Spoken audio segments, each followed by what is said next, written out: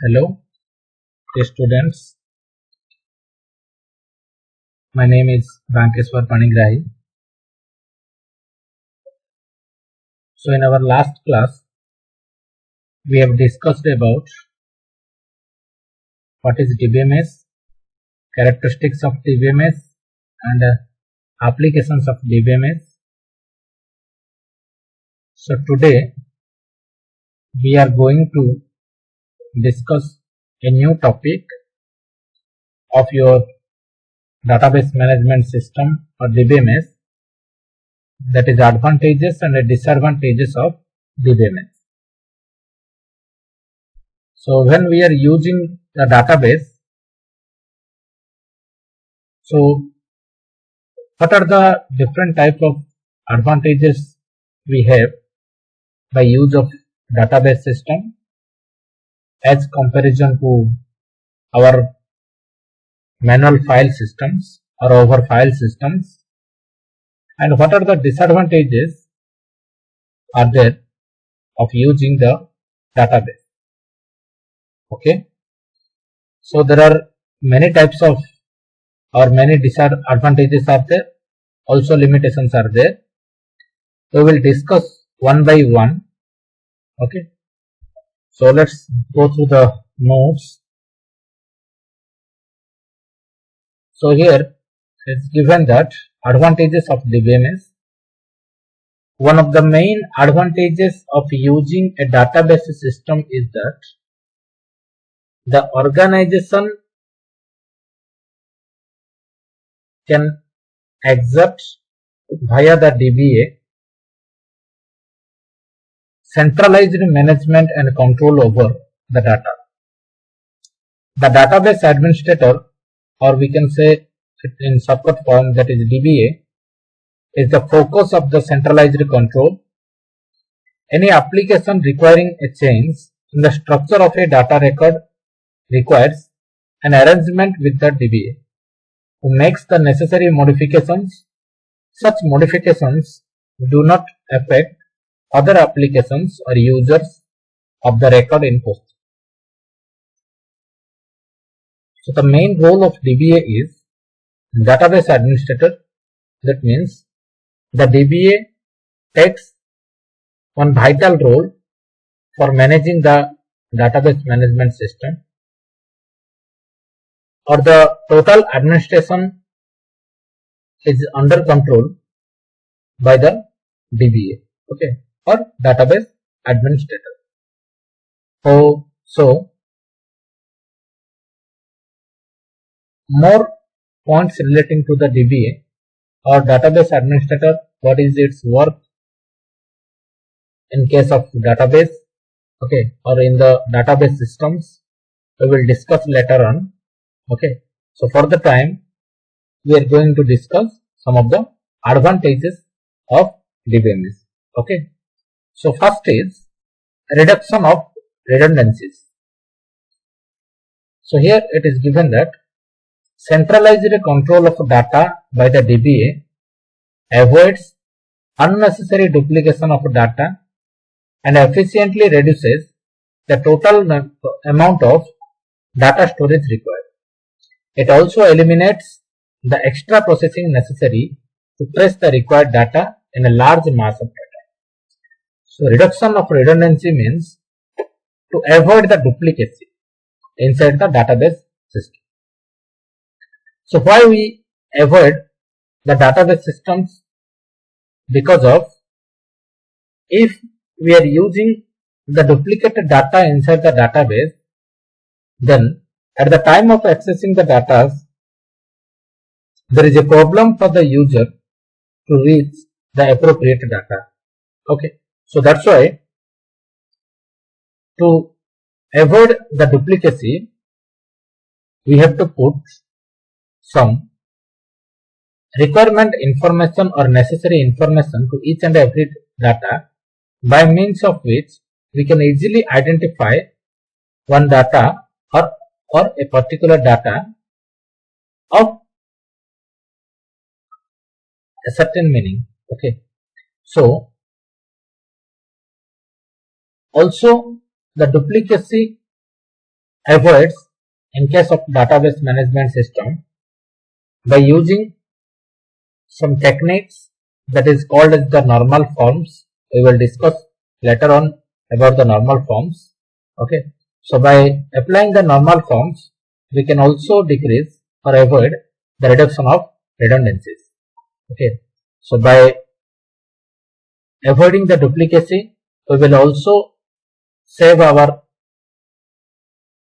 memory location, okay, for storing the data. Okay. So this is the first advantages of DBMS, that is your reduction of redundancies. Next is elimination of inconsistencies. Okay. So the main advantage of avoiding duplication is the elimination of inconsistencies that tends to be present in redundant data files. Any redundancies that exist in the DBMS are controlled and the system ensures that these multiple copies are consistent. So that means whenever we are using the multiple data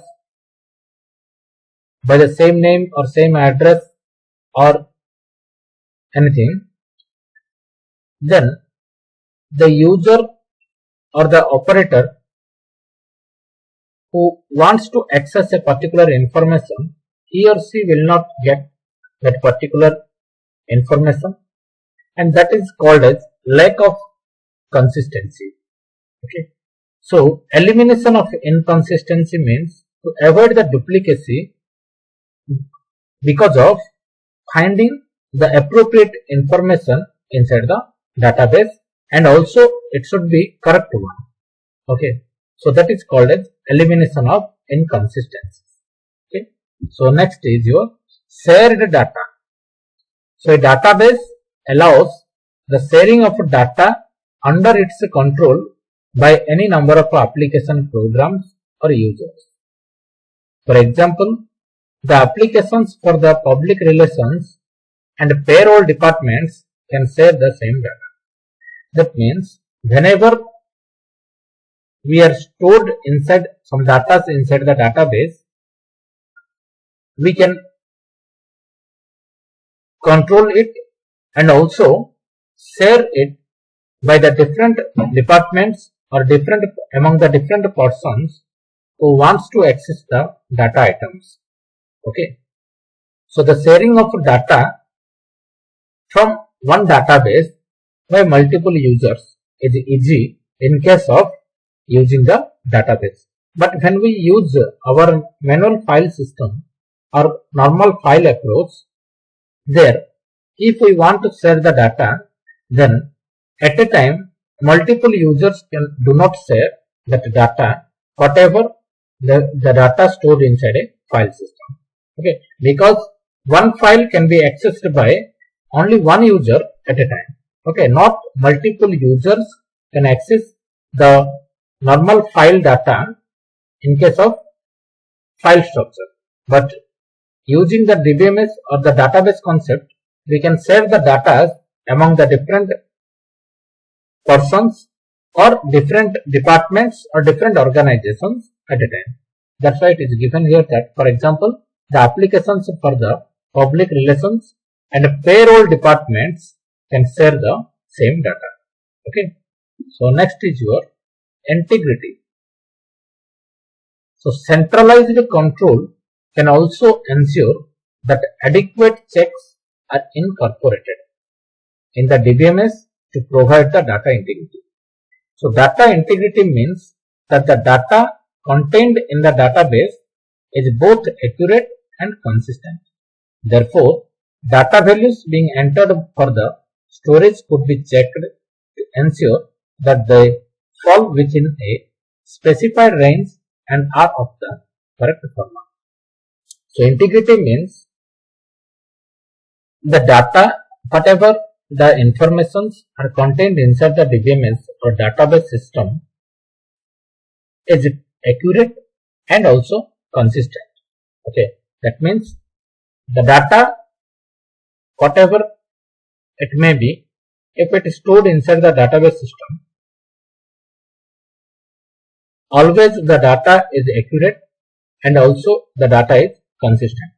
And each and every time the data should be updated and it should be checked if any error is there or not. Who performs these operations inside the database? That person is called as the DBA or database administrator.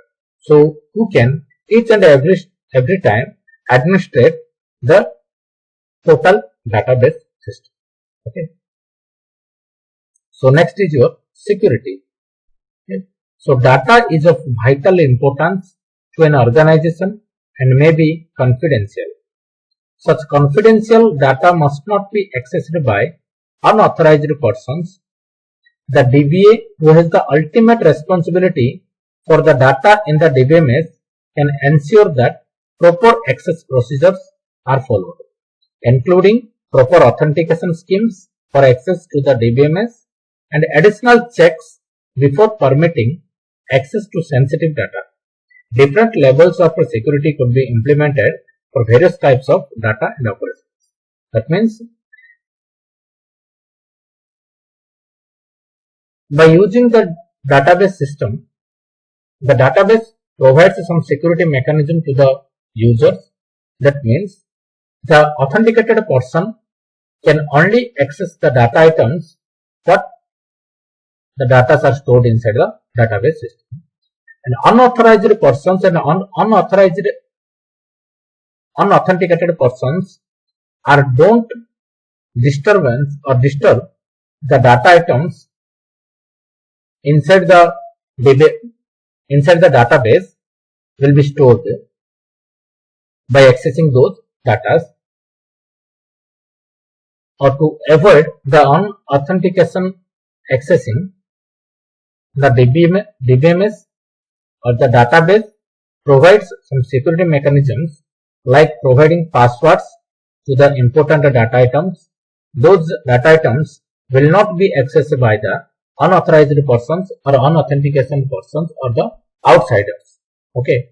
If the data items can be accessed, then the person should be an authenticated person or should be an authorized person who has the ability to access the data items.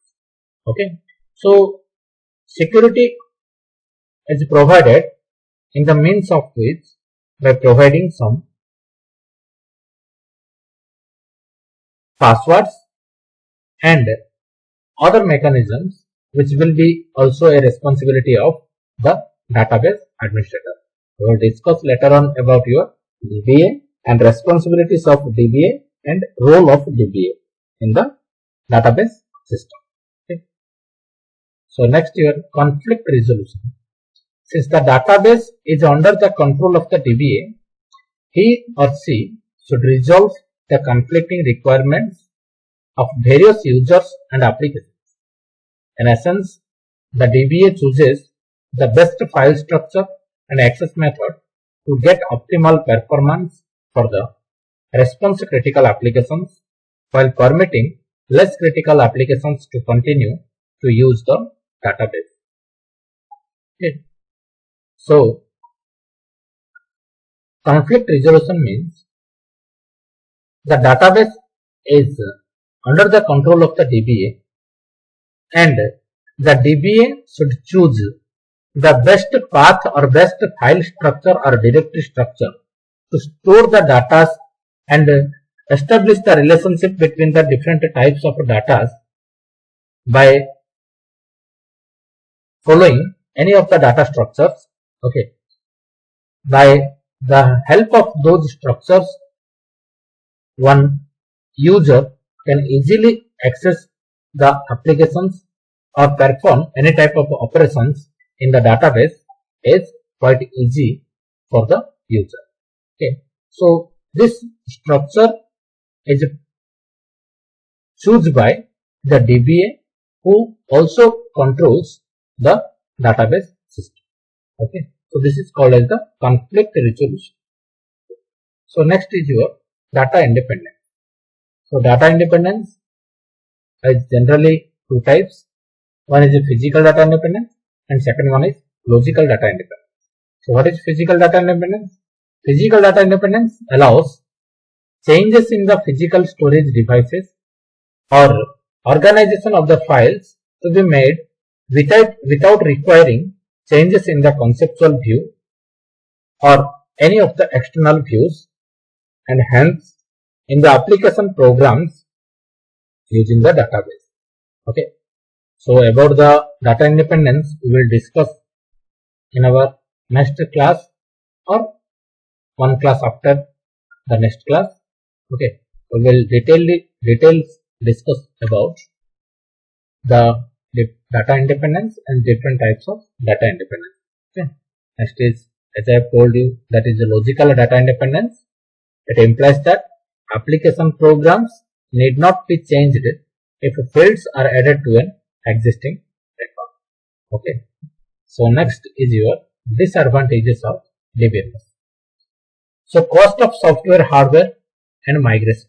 That means each and every time if we are using the database system, the software and hardware should properly work inside our computer system to accessing a database system. Okay. So the cost of software and hardware are more expensive for purchasing. Okay. So that's why it is a major disadvantages of DBMS. It is given here that a significant disadvantages of the DBMS system is cost. In addition to the cost of purchasing or developing the software, the hardware has to be updated to allow for the extensive programs and workspaces required for their execution and storage. Okay, because large amount of memory will be required. Okay, for that memory size or storage, we have to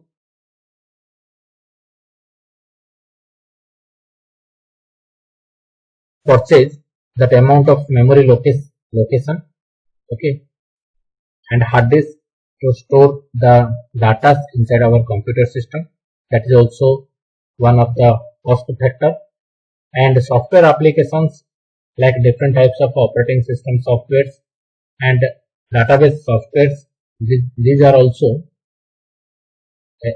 some cost related disadvantages. Okay, thank you.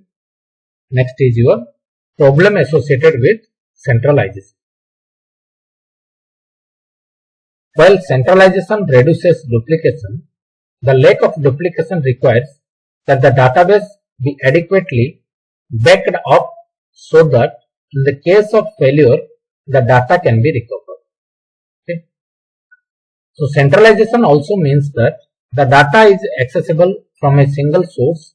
This increases the potential severity of security branches and disruption of the operation of the organization because of downtimes and failures.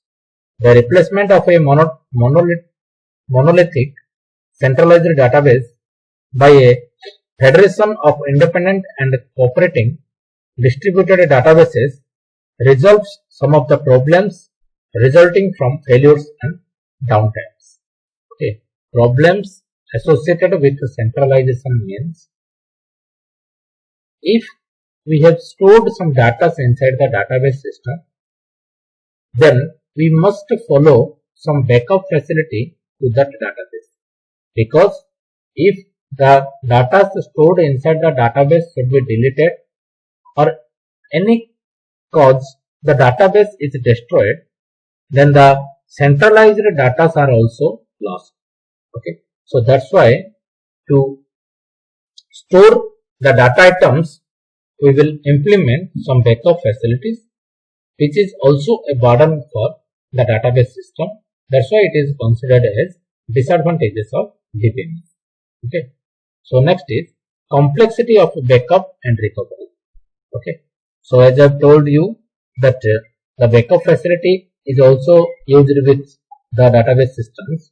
So it is not easy to backup each and every time the data and recover those data if the data are destroyed. Okay, so these are some complex factors by using the database systems. So backup and recovery operations are fairly complex in a DBMS environment, and this is extravated in a concurrent multi-user database system. Furthermore, a database system requires a certain amount of controlled redundancies and duplication to enable access to related data items. Okay, so this is all about your disadvantages of the DBMS and advantages of DBMS. We will, in our next class, we will discuss about, I have told you that the data independence and the 3-level architecture of the DBMS, okay, which is also related with your data independence concept. Okay, so for the time, thank you. I hope you understand and go through it carefully. If you have any doubt, then you can contact me. Okay, so thank you.